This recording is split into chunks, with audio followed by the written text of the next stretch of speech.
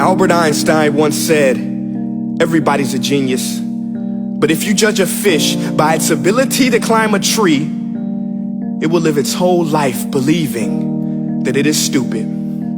Ladies and gentlemen of the jury, today on trial we have modern day schooling. Glad you could come. Not only does he make fish climb trees, but also makes them climb down and do a 10-mile run. Tell me, school, are you proud of the things you've done?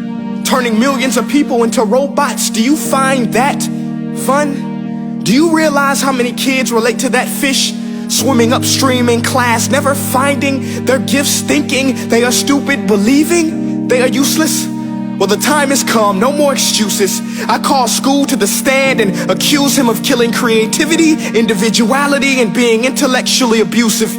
He's an ancient institution that has outlived his usage. So, Your Honor, this concludes my opening statement, and if I may present the evidence of my case, I will prove it. Proceed. Exhibit A. Here's a modern day phone. Recognize it? Here's a phone from 150 years ago. Big difference, right? Stay with me. Here's a car from today, and here's a car from 150 years ago.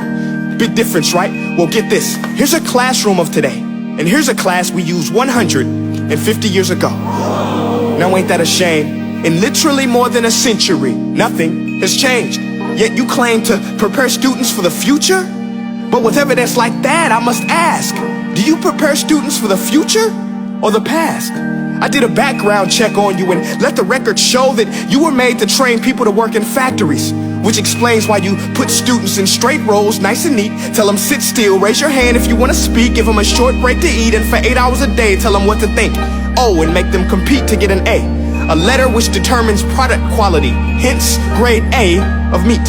I get it. Back then, times were different. We all have a past. I myself am no Gandhi. But today, we don't need to make robot zombies. The world has progressed. And now we need people who think creatively, innovatively, critically, independently, with the ability to connect. See, every scientist will tell you that no two brains are the same.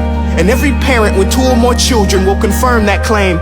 So please explain why you treat students like cookie cutter frames or snapback hats, giving them this one-size-fits-all crap. Watch your language. Sorry, Your Honor, but if a doctor prescribed the exact same medicine to all of his patients, the results will be tragic. So many people would get sick, yet when it comes to school, this is exactly what happens. This educational malpractice, where one teacher stands in front of 20 kids, each one having different strengths, different needs, different gifts, different dreams, and you teach the same thing the same way? That's horrific. Ladies and gentlemen, the defendant should not be acquitted. This may be one of the worst criminal offenses ever to be committed. And let's mention the way you treat your employees. Objection. Overruled. I want to hear this. It's a shame. I mean, teachers have the most important job on the planet, yet they're underpaid? No wonder so many students are short-changed. Let's be honest, teachers should earn just as much as doctors, because a doctor can do heart surgery and save the life of a kid, but a great teacher can reach the heart of that kid and allow him to truly live. See, teachers are heroes that often get blamed, but they're not the problem. They work in a system without many options or rights. Curriculums are created by policymakers, most of which have never taught a day in their life. Just obsessed with standardized tests. They think bubbling in a multiple choice question will determine success. That's outlandish. In fact, these tests are too cruel to be used and should be abandoned, but don't take my word for it. Take Frederick J. Kelly, the man who invented standardized testing, who said, and I quote, "These tests are too cruel to be used and should be abandoned." Ladies and gentlemen of the jury, if we continue down this road, the results will be lethal.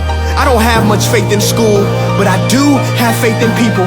And if we can customize healthcare, cars, and Facebook pages, then it is our duty to do the same for education, to upgrade it, change it, do away with school spirit, because that's useless. Unless we're working to bring the spirit out of each and every student, that should be our task. No more Common Core. Instead, let's reach the core of every heart in every class. Sure, math is important, but no more than art or dance. Let's give every gift an equal chance. I know this sounds like a dream, but countries like Finland are doing impressive things.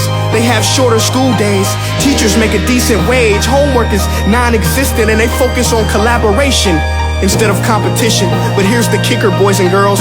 Their educational system outperforms every other country in the world. Other places like Singapore are succeeding rapidly. Schools like Montessori, programs like Khan Academy. There is no single solution, but let's get moving. Because while students may be 20% of our population, they are 100% of our future. So let's attend to their dreams, and there's no telling what we can achieve. This is a world in which I believe, a world where fish are no longer forced to climb trees. I rest my case.